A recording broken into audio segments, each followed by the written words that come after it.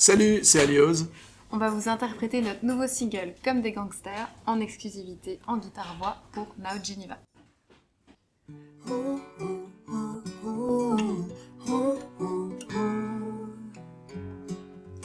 Et si on quittait le monde, un instant, une seconde, trouver une bonne étoile. Pas de demi-mesure, prendre en filature nos rêves en cavale.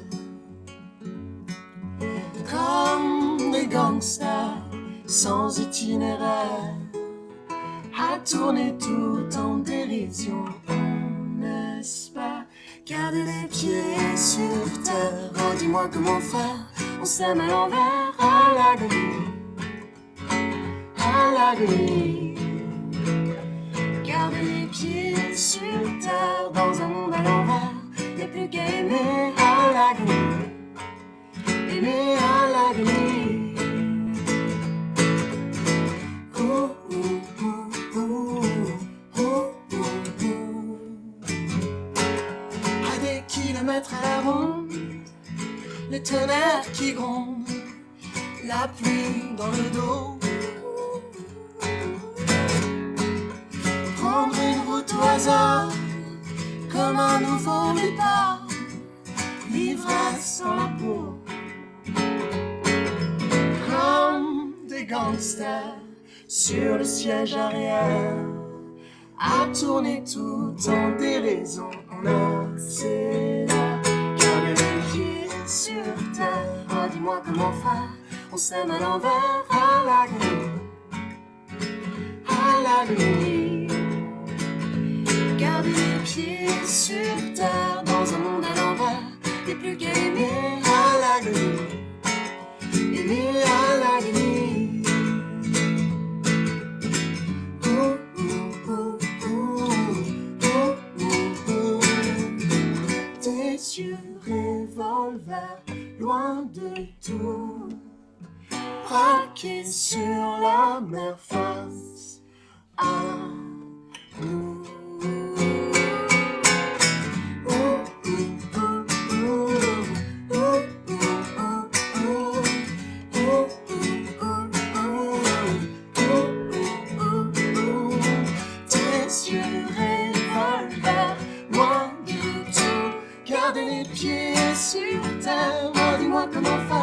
On s'aime à l'envers, à l'agonie, à l'agonie. Oh, garder les pieds sur terre dans un monde à l'envers. Y'a plus qu'à aimer à l'agonie, à l'agonie. Oh, oh, oh, oh, oh, oh, oh. On va revenir sur justement Pugly, la rencontre. Ils ont une belle énergie. Alors eux, ils sont effectivement un tout petit peu plus rock. Ouais, ils sont pop rock, ils chantent qu'en anglais, donc dans leur projet. Après là, ils sont 3 dans le groupe, et c'est 2 des membres de ce groupe qui font de la prod, donc ils produisent aussi pour d'autres artistes, plus ou moins connus en ce moment. 3 cultures différentes aussi chez Pugly, je crois. Hein. Il y a un Suédois. Oui, le chanteur principal, il est anglais en fait. Oui, Matt. si, anglais. Suédois, Ziggy, Force Ouais. Tranquille. Et Romain, qui est français en fait. Ouais, mais bon, tous belges, parce qu'ils ont grandi en Belgique. Mais du coup, c'est drôle quand ils travaillent ensemble, c'est à moitié français, moitié anglais. Ah oui, alors à écouter, c'est Ils sont assez mythique. drôles. Hein. C'est du franglais toute la journée. Ils ont plein de. En plus, ils ont beaucoup de langage technique. Vous avez prévu de faire la scène avec eux? Alors non, ça c'est pas du Ah. tout. Non. Mais ce serait assez cool, ceci dit, parce que c'est des super musiciens. C'est aussi ça qui est super quand on travaille dans leur studio, c'est que voilà, on est un peu en autarcie dans leur studio qui est génial. Et puis tout le monde joue un peu de tout. Et en fait, c'est un grand laboratoire et on peut vraiment créer les morceaux de A à Z là-bas ou arriver avec des morceaux de guitare-voix et les habiller avec eux. C'est vrai que le live et le disque, pour nous, c'est toujours 2 étapes assez différentes. Mm. Donc on essaie dans les tournées de rester dans l'esprit de l'album, mais sur le 2e album avec Maxime Steiner, on avait fait la tournée avec lui en fait. Lui nous avait suivis. Mais typiquement sur le suivant, Pierre Giaconelli, qui est un grand producteur et guitariste français, on a fait une promo avec lui, je crois. Mais, Ouais, mais on aurait puis on pu s'est si- beaucoup, on s'est très bien entendu. Enfin, il y avait une vraie jolie relation. Mais on n'a pas fait de scène spécialement. Ouais. On a hâte d'écouter ce prochain album donc, qui est prévu. Alors là, c'est d'abord le EP, donc c'est un 5 titres. Donc cet EP est prévu le 9 octobre, la sortie. À la base, on voulait sortir tout l'album, mais la conjoncture fait qu'on s'est dit que si on peut pas le défendre sur scène, ça a pas de sens. Donc on s'est dit, allez, c'est pas grave, on livre déjà un amuse-bouche, un petit bout de l'album, et puis on va voir quand l'album sortira, probablement l'année prochaine, mais voilà, on va étape après étape parce que ça reste une période un peu compliquée. Vous parliez d'avoir un son. Alors aujourd'hui, on vous considère donc le style musical, c'est plutôt pop funk, c'est ça? Ouais. Oui, c'est difficile toujours de vous caser. Pendant longtemps, on disait chanson parce que c'est en français, et donc la chanson, c'est tout ce qui est en français un peu. Ouais. Donc pop francophone, c'est des fois un peu folk, pop folk chanson, je sais pas. Vous vous êtes rencontrés donc Nyon Genève, Nyon Alizé. Alors moi j'ai grandi à Nyon, Ouais. Xavier à Genève, et puis on s'est rencontrés dans des ateliers pour auteurs-compositeurs en 2004 à Nyon. Donc c'est quand même Nyon le début d'Alios. Le début d'une belle histoire. Ouais. Et alors le nom du groupe, Alios, j'ai cru comprendre que c'était le nom d'une herbe. J'aimerais savoir qui a trouvé ce nom. Pour le coup, ça vient d'une artiste. Alios, ouais. À la base, c'était une proposition. À la base, donc comme au début je chantais seule, même si Xavier m'accompagnait, écrivait déjà, c'est une copine artiste qui s'est dit ah mais Alizé Oswald, Ali-O, j'ai l'idée d'oser, nanana, donc c'était parti là-dessus. Ensuite en 2012, on est devenu un vrai duo, donc on s'est dit on fait quoi, on trouve un autre nom. Puis en fait, le nom avait déjà fait sa petite route, et surtout on a fait une petite tournée après au Canada où un journaliste canadien a dit c'est le parfait mélange entre alliance et osmose. On s'est dit aliose, ça marche. C'est génial, le Québécois a trouvé la solution pour nous. Puis après, au fur et à mesure des années, on s'est amusé, surtout dans les médias français, à un peu raconter des histoires autour du nom, parce que toute la genèse n'était pas plus intéressante que ça. Et un jour, on a dit, pour rigoler, que c'était une plante qui poussait dans les contrées suisses, tout ça. Et en fait, ça a été repris par plein de journalistes, et voilà, en fait, c'est assez joli, on peut raconter plein de choses autour d'un nom. C'est une rumeur urbaine, en fait. Vous êtes bien joué de nous. Alors, en fait, il me semble qu'on a dit des fois des choses un peu... Mais des choses improbables. Ouais, des choses un peu rigolotes. improbables, et celle-ci est restée notamment. C'est vrai que oui, des fois, on arrive, maintenant on nous présente comme ça, des grosses émissions télé en France, où, alors voilà, la liose, qui est une plante qui pousse dans les montagnes suisses. Médicinale. En fait, Mais j'hésite à faire une page Wikipédia pour que ça tienne la route. Bon, en tout cas, on peut dire que votre musique est médicinale. Ah bah, on le souhaite.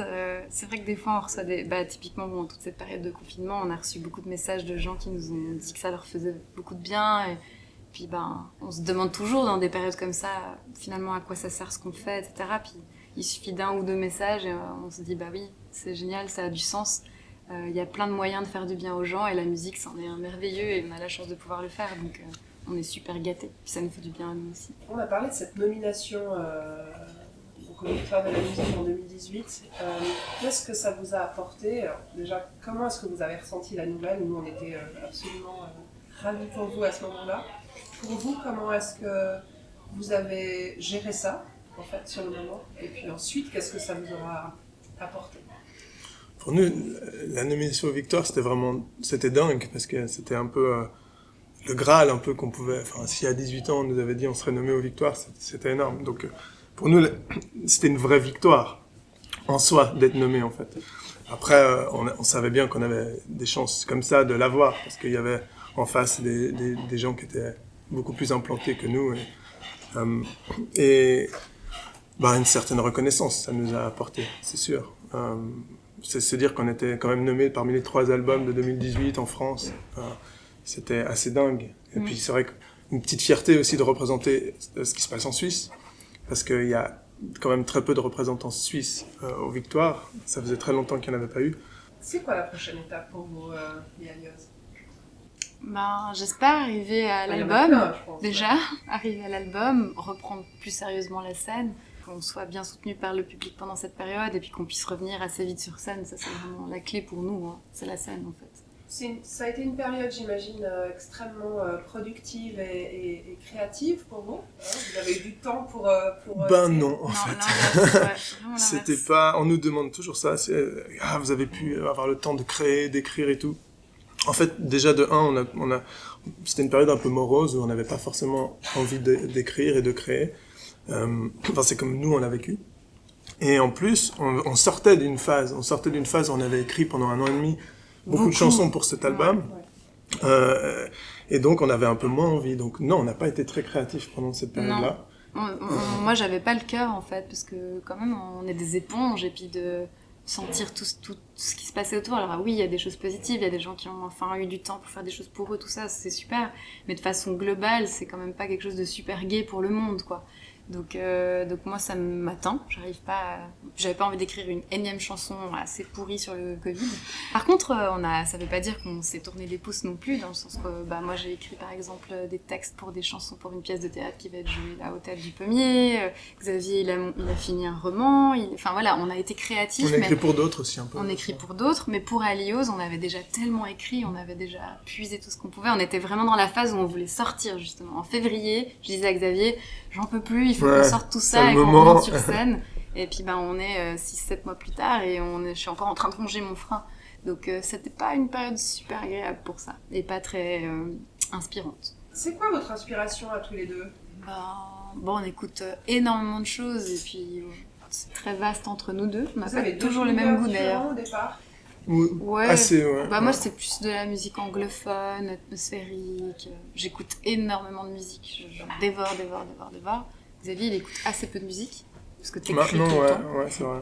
Mais j'étais baigné pendant longtemps dans toute une scène française, quand même, beaucoup plus qu'Alizé. Je pensais plus été imprégné de chanteurs français, passés et plus actuels. Et alors, duo, c'est fantastique et à la fois compliqué parfois, non ? Qu'on se mette d'accord sur les sons, les paroles. C'est souvent... Enfin, compliqué, c'est pas le terme, mais c'est souvent bouillant. Ouais. On est de loin pas toujours d'accord, on est très très différents, on est très complémentaires, donc c'est ça qui fait la richesse du projet ou de notre binôme, mais on est souvent pas d'accord, puis c'est là où ça permet de se confronter et puis d'aller plus loin. Vous vous stimulez l'un l'autre. Oui, et puis des fois, c'est vrai que même à deux, on devient un seul presque. Donc on a aussi besoin d'être stimulés à l'extérieur, nous deux. C'est-à-dire que typiquement dans cette collaboration avec Peggy, il y a plusieurs chansons qu'on a coécrites avec eux pour finir. Et là aussi, ça nous poussait, nous, les deux, plus loin. Donc on aime bien bosser avec d'autres gens aussi. On avait parlé des voyages. Pour vous, c'était quelque chose de très enrichissant. Ça vous manque, j'imagine, aujourd'hui, les voyages, mais si on avait une baguette magique et qu'on vous offre une salle de concert, ce serait où ? C'est évident que ça nous manque parce qu'on a eu une chance folle, de beaucoup voyager avec la musique. C'est-à-dire qu'on écrit des chansons dans notre chambre et on se retrouve en Chine, au Paraguay, en Argentine, aux États-Unis, au Canada, en Géorgie, en Angleterre. Enfin, on a eu une chance dingue. Et ça, on en fait un peu moins depuis qu'on est un peu plus en France, parce que ça prend beaucoup de temps. Donc ça manque un peu. Et puis là, on avait des perspectives de tourner en Asie que forcément, avec les circonstances, ça repousse un peu. Après, moi, mes salles de rêve, bizarrement, c'est quand même toujours en France. Je referais bien l'Olympia, mais en tête d'affiche. Enfin voilà, il y a plein de belles salles. C'est une salle mythique en France. Ouais, du coup, déjà l'avoir fait une fois, c'était assez dingue. On avait notre nom sur le fronton, en première partie de Maxime Le Forestier en 2014. C'était avant Warner et tout ça. Donc, qu'est-ce qu'on peut vous souhaiter ? C'est quoi la prochaine Je sais que vous avez plein de projets actuellement, mais qu'est-ce qu'on peut vous souhaiter, si ce n'est qu'effectivement on puisse retrouver les dates de concert ? Moi, c'est toujours la même chose, que nos chansons rencontrent un maximum de public. Donc, en France, ça passe beaucoup par les radios, les playlists. Donc voilà, que les morceaux soient joués, que les gens puissent découvrir les chansons. Sur l'album précédent, ce qui m'avait beaucoup touché un temps, c'est qu'on avait été dans le top de, je sais plus, les 15 francophones les plus chasamés. Puis moi, j'aime bien l'idée de me dire que les gens, ils entendent et disent « Ah, c'est quoi ce truc ?» Donc, ce que je souhaite à ces nouveaux morceaux, c'est vraiment que les gens aient envie de savoir ce que c'est et voilà, qu'ils s'attachent aux chansons. On a hâte d'entendre ce prochain... alors, 5 morceaux. L'EP d'abord. L'EP d'abord. Et puis l'album, donc Pas de pression. Vous nous en direz un peu plus ? Oui, c'est vrai que là, on ne retient aucune information, c'est qu'on n'en a pas en fait. Okay. Qu'on va un peu au jour le jour. Enfin, voilà. C'est un peu l'époque qui nous demande ça en fait. De voir un petit peu comment ça passe, comment ça s'ouvre. C'est clair que si on avait l'impression que si on sortait un disque complet maintenant, en 2 mois il était mort, donc c'était pas l'idée non plus. Non. Mais bon, l'EP c'est quand même déjà un joli petit voyage, hein. 5 chansons, on raconte déjà... Puis le reste est là, on a les chansons déjà, on est prêt et motivé, on a là, le feu. Fantastique. Alioz, merci infiniment. On vous souhaite plein de jolies choses. On a déjà eu un aperçu d'un morceau qui nous a beaucoup touchés. Donc voilà, on vous souhaite plein de jolies choses. Merci. Merci. À bientôt. À bientôt. à l'agonie.